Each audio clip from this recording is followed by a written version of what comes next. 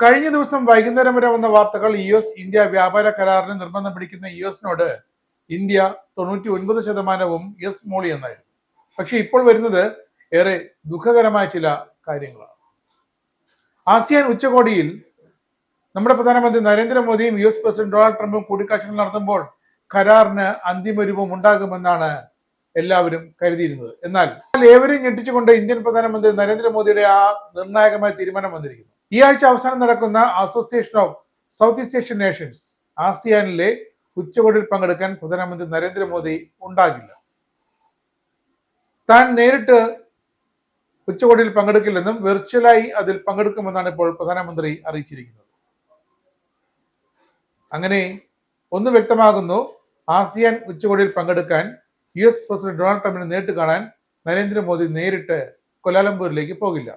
പകരം വെർച്വലായി പങ്കെടുക്കും. ഇതോടെ US പ്രസിഡന്റ് ഡൊണാൾഡ് ട്രംപുമായി ഇന്ത്യ US വ്യാപാര കരാർ സംബന്ധിച്ച് പ്രധാനമന്ത്രി നരേന്ദ്രമോദി ദീപാവലി ആഘോഷ ദിനത്തിൽ ടെലിഫോണിൽ സംസാരിച്ചതുപോലെ നേരിട്ട് സംസാരിച്ച് ചർച്ച ചെയ്ത് അന്തിമ തീരുമാനം ഉണ്ടാക്കുമെന്ന ആ ഒരു വാർത്തകളെ അപ്പാടെ തള്ളിയിരിക്കുകയാണ് ഈ ഒരു പ്രധാനമന്ത്രിയുടെ തീരുമാനം.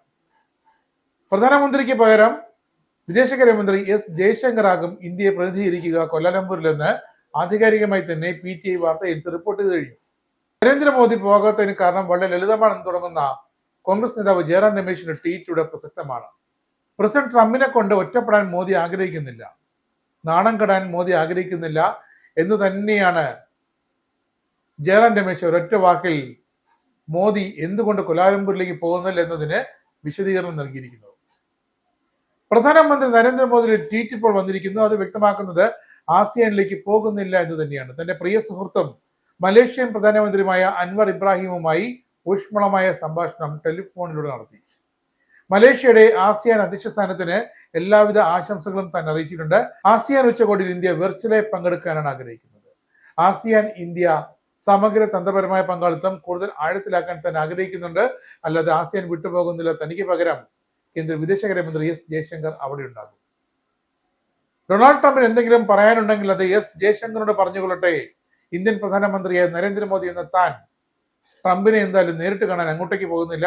കാരണം US ട്രംപിനെ കാണാൻ എത്തിയ പലർക്കുമുണ്ടായ അധിക്ഷേപം, അവഗണന, പുച്ഛം ഇതൊന്നും നേരിട്ട് കാണാനോ ഏറ്റു വാങ്ങാനോ ഒന്നും താൻ തയ്യാറായില്ല എന്ന വ്യക്തമായ സന്ദേശമാണ് നരേന്ദ്രമോദി ഇപ്പോൾ നൽകിയിരിക്കുന്നത്. ഇന്ത്യ US വ്യാപാര കരാർ സംബന്ധിച്ച് ഏറ്റവും ഒടുവിലത്തെ ലാസ്റ്റ് ഡ്രാഫ്റ്റ് അത് കരാറാകുമ്പോൾ അത് ആസിയാൻ ചർച്ചകളിൽ വെച്ച് ഒപ്പുവെക്കാമെന്നൊക്കെയായിരുന്നു പ്രതീക്ഷ. വരും ആഴ്ചകളിൽ മോദിയെ കാണാൻ ആഗ്രഹിക്കുന്നുവെന്ന് ട്രംപും വ്യക്തമാക്കിയിരുന്നു. ഇന്ത്യയും US തമ്മിലുള്ള ബന്ധത്തിലെ ഉലച്ചിലിന് ശേഷം ഈ ഒരു ഇരു രാജ്യങ്ങളും തമ്മിലുള്ള ബന്ധം പുനഃസ്ഥാപിക്കാൻ വല്ല വിധേന പല ഇരു രാജ്യങ്ങളിലെയും നയതന്ത്ര വാണിജ്യ പ്രതിനിധികൾ ശ്രമിച്ചു വരികയായിരുന്നു. അതിന്റെ ഏറ്റവും ഒടുവിലത്തെ ഒരു വേദിയായി മാറേണ്ടതായിരുന്നു കൊലാലംപൂരിലെ ആസിയാൻ ഉച്ചകോടി വേദി. പക്ഷേ അതിന് തൽക്കാലം സമയമായിട്ടില്ല. ട്രംപുമായിട്ടുള്ള കൂടിക്കാഴ്ചയ്ക്ക് തൽക്കാലം സമയമായിട്ടില്ലെന്നാണ് ഇപ്പോൾ നരേന്ദ്രമോദിയുടെ തീരുമാനം.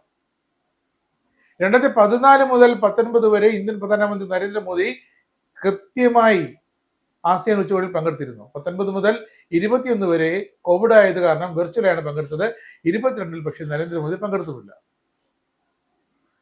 റഷ്യൻ എണ്ണയുടെ ഇറക്കുമതി ന്യൂഡൽഹി തുടരുന്നതിന്റെ പേരിലാണ് ഇന്ത്യക്ക് മേൽ 50% വരെ അധിക തീരുവ ട്രംപ് ഏർപ്പെടുത്തിയത്. പക്ഷേ നരേന്ദ്രമോദിക്ക് അത് ഏറെ വിഷമമുണ്ടാക്കിയ കാര്യമായിരുന്നു. പ്രകോപനമുണ്ടാക്കാതെ അമേരിക്കയുമായി തോളോട് ചേർന്ന് മുന്നോട്ട് പോകാമെന്ന് പറഞ്ഞിട്ടും റഷ്യയെ തങ്ങൾ കൈവിടാനെങ്കിലും സാധ്യമല്ലെന്ന് നിലപാട് വ്യക്തമാക്കിയിട്ടും തുടക്കത്തിൽ അതിനെയൊക്കെ അഭിനന്ദിച്ച ഡൊണാൾഡ് ട്രംപ് പിന്നീട് ഇന്ത്യ തള്ളി പറഞ്ഞപ്പോൾ നരേന്ദ്രമോദിക്ക് അത് കൊണ്ടു. എന്നാൽ പിന്നെ 50% 100% തങ്ങൾക്ക് തൽക്കാലം ഒരു പ്രശ്നമില്ലെന്ന നിലപാടാണ് ഇപ്പോൾ ഇന്ത്യൻ പ്രധാനമന്ത്രി നരേന്ദ്രമോദിക്കുള്ളത്. ജയറാം രമേശ് ഇപ്പോൾ വളരെ വ്യക്തമായി പറഞ്ഞിട്ടുണ്ട്. സോഷ്യൽ മീഡിയയിൽ പ്രസിഡന്റ് ട്രംപിനെ പുകഴ്ത്തി സന്ദേശങ്ങൾ പോസ്റ്റ് ചെയ്യുന്നത് ഏവർക്കും നല്ല കാര്യമാണ്. എന്നാൽ ഓപ്പറേഷൻ സിന്ദൂർ താൻ നിർത്തിയെന്ന് 53 തവണ അവകാശപ്പെടുകയും റഷ്യയിൽ നിന്ന് ഇന്ത്യ എണ്ണ വാങ്ങുന്നത് നിർത്തുമെന്ന് 5 തവണ അവകാശപ്പെടുകയും ചെയ്ത ട്രംപിനെ ആ ട്രംപുമായി നേരിട്ട് ഇടപെടുന്നത് അല്പം ശ്രദ്ധിച്ചു വേണം. അത് അപകടകരമാണെന്നാണ് ജയറാം രമേശ് വളരെ വ്യക്തമായി വിശകലനം ചെയ്ത് എക്സിൽ സോഷ്യൽ മീഡിയയിൽ പോസ്റ്റ് ചെയ്തത്. അതേ നിലപാട് തന്നെയാണ് ഇന്ത്യൻ പ്രധാനമന്ത്രി നരേന്ദ്രമോദിക്കും. തൽക്കാലം ഇന്ത്യ US വ്യാപാര കരാറൊക്കെ അവിടെ നിൽക്കട്ടെ. US നിന്നുള്ള സോയാബീനും ചോളവുമൊക്കെ തൽക്കാലം അവിടെ തന്നെ കെട്ടിക്കിടക്കട്ടെ. ഇന്ത്യക്ക് തൽക്കാലം അതിൻ്റെയൊന്നും ആവശ്യമില്ല. ഇന്ത്യക്ക് വേണ്ട സമാധാനമാണ്, അഭിമാനമാണ്. അതുകൊണ്ട് തന്നെ എന്തായാലും ഇനി അങ്ങോട്ടൊരു തീരുമാനം ഉണ്ടാകുന്നുണ്ടെങ്കിൽ കൊലാലംപൂരിലേക്ക്, ആസിയാൻ ഉച്ചകോടിയിലേക്ക് നമ്മുടെ വിദേശകാര്യമന്ത്രി എസ് ജയശങ്കർ പോകുന്നുണ്ട്. ട്രംപിനോ ട്രംപിന്റെ വാണിജ്യ സെക്രട്ടറിക്കോ ട്രഷറി സെക്രട്ടറിക്കോ ഒക്കെ എസ് ജയശങ്കറുമായി ചർച്ച നടത്താവുന്നതാണ് എന്ന് തന്നെയാണ് പ്രധാനമന്ത്രി നരേന്ദ്രമോദി പറയാതെ പറഞ്ഞു വയ്ക്കുന്നത്. ഇസ്രായേലിന്റെ 5 സൈനിക താവളങ്ങളിൽ കനത്ത നാശനഷ്ടം. മോദി വെളിപ്പെടുത്തുന്ന ഇന്ത്യയുടെ വികസനത്തിന്റെ മയക്കുമരുന്ന് വിൽപ്പനയ്ക്കെതിരെ ശക്തമായ നടപടിയെടുത്ത് ഷാർജ പോലീസ്. അമേരിക്കയിലെ സാധാരണ മനുഷ്യരോട് കൂടിയാണ് കോൺഗ്രസിനുള്ളിൽ പങ്കുവയ്ക്കാൻ വി ഡി സതീശൻ ഓപ്പറേഷൻ സിന്ദൂറിൽ ഉപയോഗിച്ച